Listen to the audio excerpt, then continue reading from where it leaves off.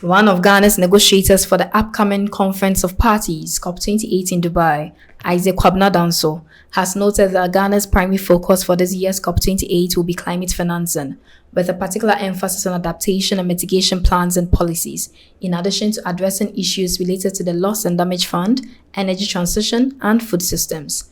The Assistant Program Officer at the Environmental Protection Agency said this while speaking at this year's pre-COP28 National Youth Summit, organized by the Strategic Youth Network for Development at the British Council on November 1, 2023, dedicated to engaging and educating young individuals with a passion for climate change and climate action on COP processes. Our countries are coming up with their national adaptation plans.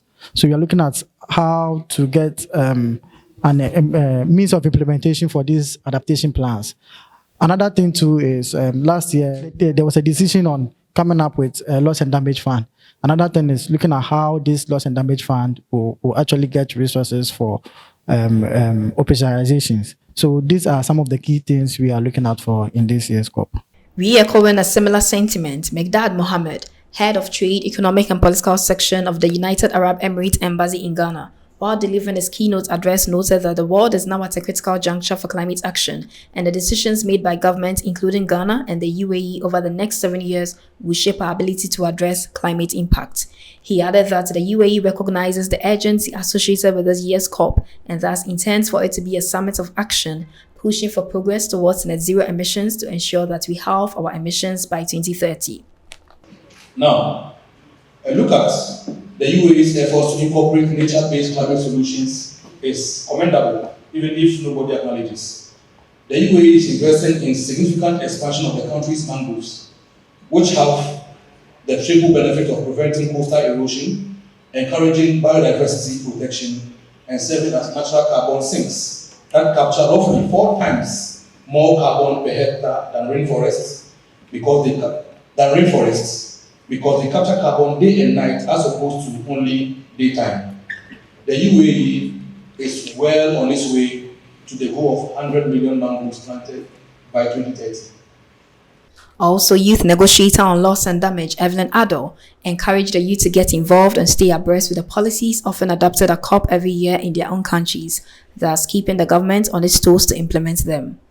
Let's move to the next step of engaging with our policymakers, trying to follow up on how they are implementing the decisions that were made at COP at the country level. Let's monitor how our government is actually committed to the work that has been negotiated on. How are we implementing our NDCs? How are we implementing our adaptation project? Where is the funding coming from? How is the funding that is coming into the country being used?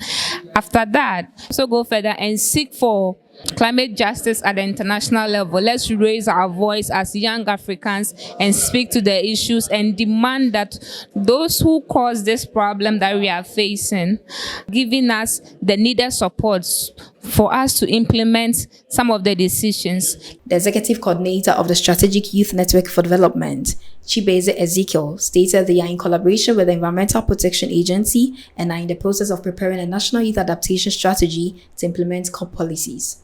When it comes to what are we doing in terms of contributing to climate adaptation, we are in the process actually of developing a national youth adaptation strategy in partnership with EPA, Dr. Enche, who is a focal point on adaptation, where the young people can converge, discuss, and come out with a strategy where we can own to demonstrate the contribution of young people in Ghana's climate adaptation mechanism or implementation process. Again, that is an action being led by young people themselves. Additionally, the attendees of pre-COP28 shared their experience and what they have learned. Took away that the youth must be involved in the pre-COP engagement. They must know what they are doing. They must show passion. To be involved in such an engagement, you need to show passion. You need to show that you understand what is going about, you understand the impact of climate change, and you are concerned about the impact it's having on our environment. You should show that you are interested, and so the need for you to be added to such conversation when the need arises. Key takeaways that young people, obviously, when given the chance, can be able to negotiate on behalf of their country. Young people, of course, when given the chance, can be able to help disseminate the issues of climate action and the stories behind victims affected by climate action to then empower people and then accelerate development. But to learn a lot, especially when it comes to climate negotiations, our position as a country and Africa as a whole, and how to make those decisions. It was actually very informative and educative, and I'm looking forward to reciprocating this information on my social media pages and creating awareness amongst my peers. Rosemary Balami, reporting for Wayari TV from British Council, Accra, Ghana.